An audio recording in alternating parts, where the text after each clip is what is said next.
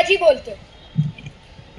तुम्हाला वाटत असेल की मी छत्रपती शिवाजी महाराज आहे, पण नाही, मी शिवाजी महाराज नव्हे. होय, मी शिवाजी महाराज नव्हे. आता तुम्हाला प्रश्न पडलाच असेल, मग मी नेमका कोण ते तुम्हाला कळेलच. एक काळ होता, सगळीकडे अंधकार होता. यवनांचे राज्य, काळोखाचे वाद्य, अन्यायाच्या जुलमात बुडाले ह्या सह्याद्रीचे कडे. अन्यायाच्या जुलमात बुडाले ह्या सह्याद्रीचे कडे.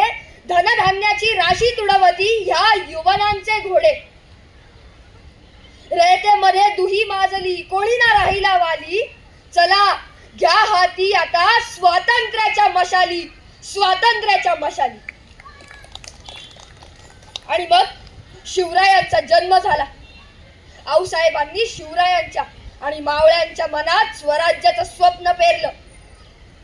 आणि बघता बघता हे स्वराज्य प्रतिप्प चंद्रलेखे वर विष्णुर विश्ववंदिता सहस्त्र नमो शिवशैष्या मुद्रा भद्राय राजते.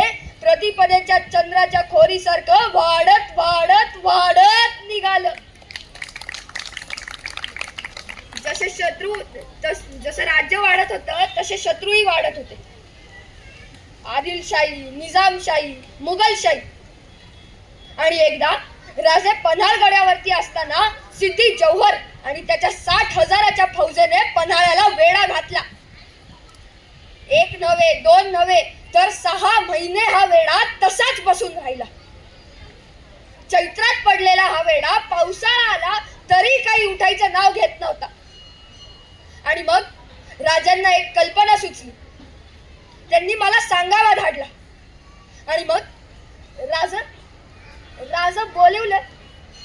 हो हो शिवा, आम्हीच तुम्हाला बोलवलं. शिवाय या सिद्धीचा वेढा काही लवकर उठेल असं वाटत नाही. बाजींनुसार गडावरचं अन्नही कमी होत चाललंय. आणि जर तह केला तर समजा सगळंच संपलं. शिवा, आपली इथून निसटून जायची वेळ आली आहे. राज, माफी असावी, पण कळालं नाही जी. शिवा, तुम्ही हुबेहूब आमच्यासारखे दिसता. तरी बहिर्जींनी आपली निसटून जायची वाट शोधलीच आहे. जर आमच्या जागी एक दुसरा शिवाजी सिद्धीला भेटायला गेला तर आपल्याला इसालगडावर पोचायला जास्त वेळ मिळेल. राज तयार आहे. आणि मग रात्र ठरली. रात्रीच्या काळोखा अंधारात 2 पालख्या निघाल्या. एकात राजा आणि एकात मी. डोळ्यात अश्रू असलेलं राजा म्हणाल, शिवा, आपल्याला परत भेटायचंय. विशालगडावर आम्ही तुमची वाट बघत असू. राज, परत भेटलो तर भाग्य आहे, पण जर आपल्या नावचं मरण आलं तर परम भाग्य आहे. राज, येतो. थोड्या वेळानंतर सिद्धीच्या छावणीत खबर फैलली. शिवाजी भाग्या, शिवाजी भाग्या अशा गर्जना होऊ लागल्या. सिद्धीपर्यंत ही खबर पसरली. सिद्धी गडबडला. त्यांनी आपल्या जावई सिद्दी मसूद याला आमच्या पाठलागावर पाठवलं. थोड्या वेळानंतर आम्ही आमने सामने आलो. त्यांनी आम्हाला पकडलं. त्याच्या सोबत आम्ही सिद्धीच्या छावणीत गेलो. सिद्धी फारच खुश. त्यांनी आमच्या सोबत चर्चा चालू केल्या. तेवढ्यात अफजल खानाचा मुलगा फाजल खान हा धाडकन तंबूत घुसला. त्यांनी आम्हाला निरखून पाहिलं आणि म्हणाला, ये शिवाजी नहीं हो सकता. सिद्धी म्हणाला, होश में तो हो फाजल खान, यही तो है शिवाजी. नहीं हुजूर, ये शिवाजी नहीं हो सकता. मैंने उसे एक बार देखा है अपनी जिंदगी में और वो चेहरा मैं कभी नहीं भूल सकता. आणि ती वेळ होती जेव्हा छत्रपती शिवाजी महाराजांनी अफजल खानाचा कोथळा फाडून काढला होता.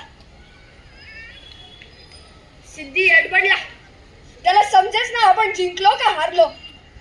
त्यांनी आपल्या मेनेतून तलवार काढली आमच्या गळ्यावर धरली आणि ओरडला, सच बता, सच बता, तू कौन है, शिवा कहाँ है? अरे मीच शिवाजी है, सच बता वरना मारा जाएगा.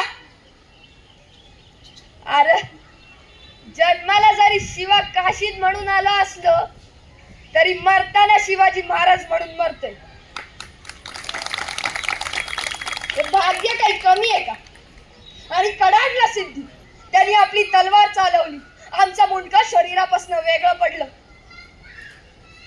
अशा अवस्थेत असताना सुद्धा आमच्या मनात एकच वाक्य गरजत होतं, छत्रपती शिवाजी महाराज की जय. आणि हो, मी शिवाजी बोलतोय, नरवीर शिवाजी काशीद.